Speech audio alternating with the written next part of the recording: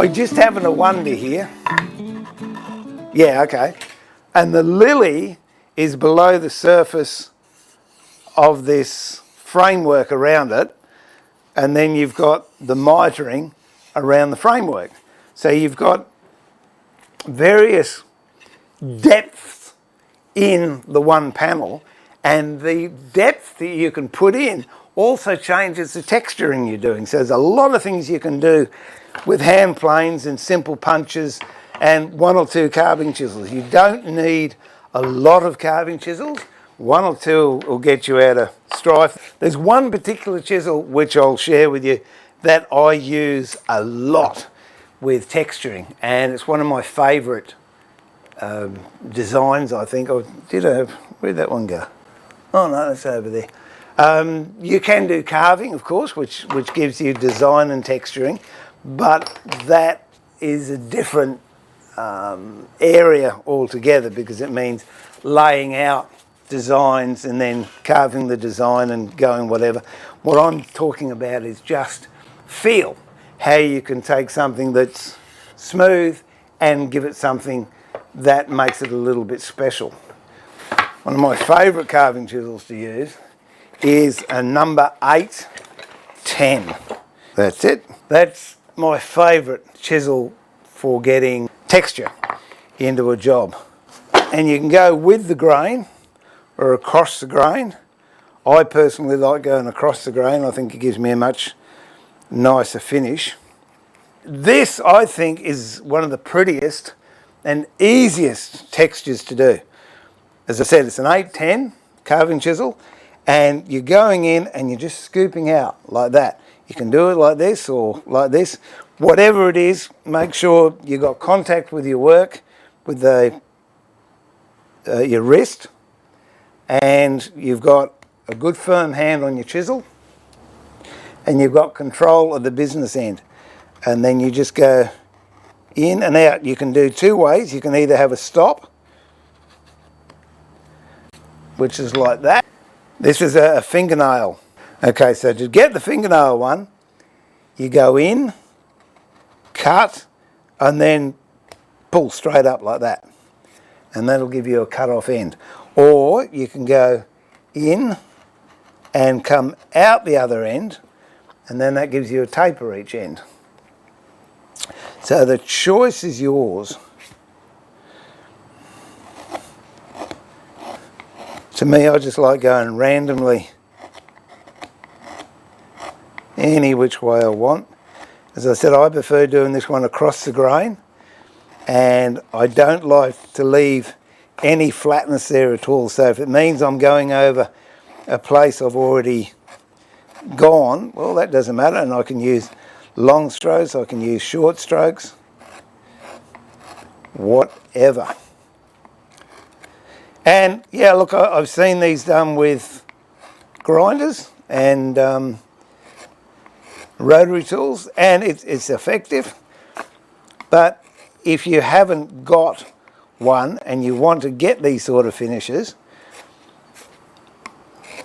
you can get away with just one carving chisel.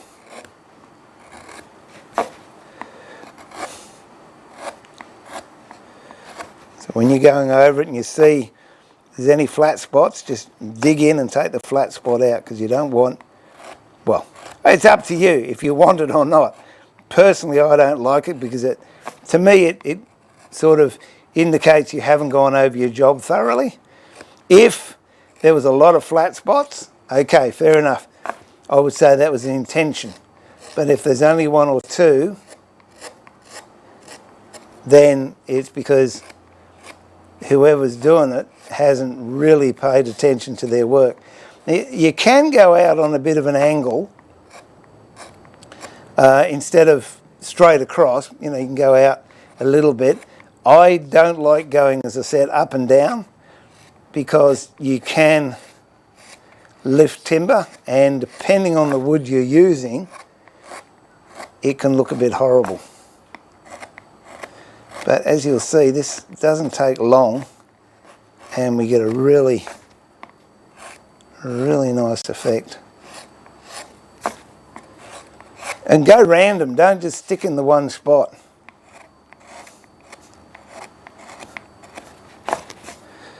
And if you have got one that's a fingernail, so you might go like that, and then you put another one in, and you've got this sharp edge, I would personally just go in there and knock it off.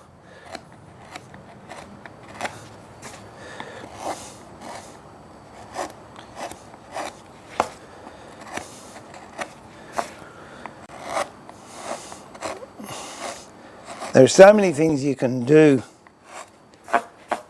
once you get a couple of techniques under your belt that you enjoy and sorts your work.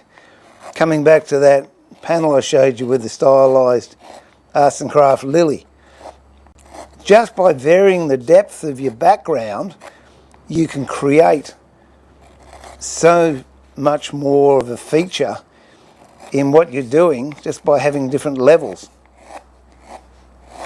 So what I could do here was, when I finished this, I would go over and possibly put a mitre along here, so I've got a raised platform for the work to actually be sitting on. Is that still in focus?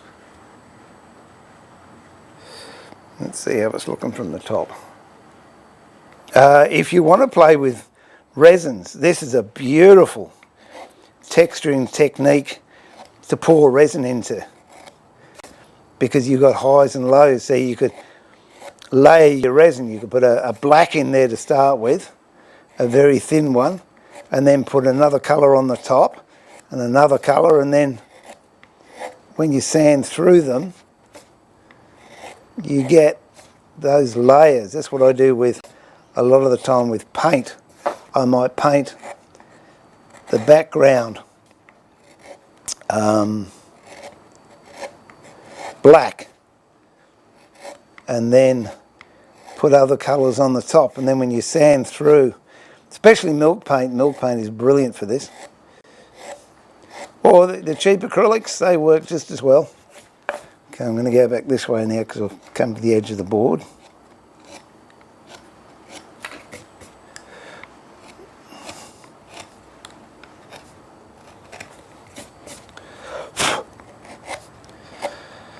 Okay, I've got a flat area here. I just want to take that out. There's another flat one there.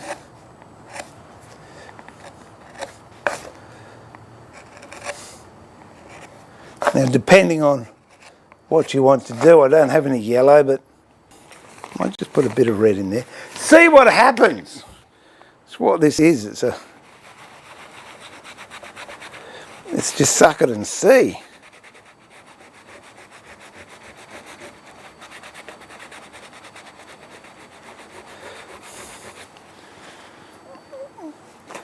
So what you can do with that is, once that's dried, if I can get it over there, we'll accelerate the drying of it.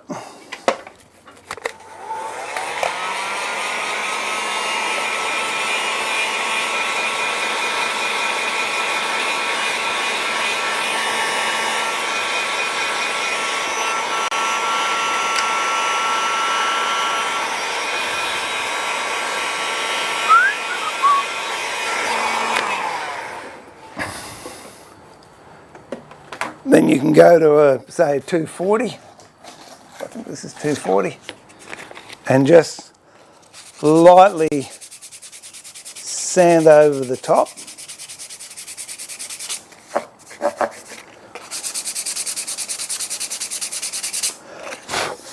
I know that'll give you flat areas again, but you've got the contrast, and you can go over with another colour if you want.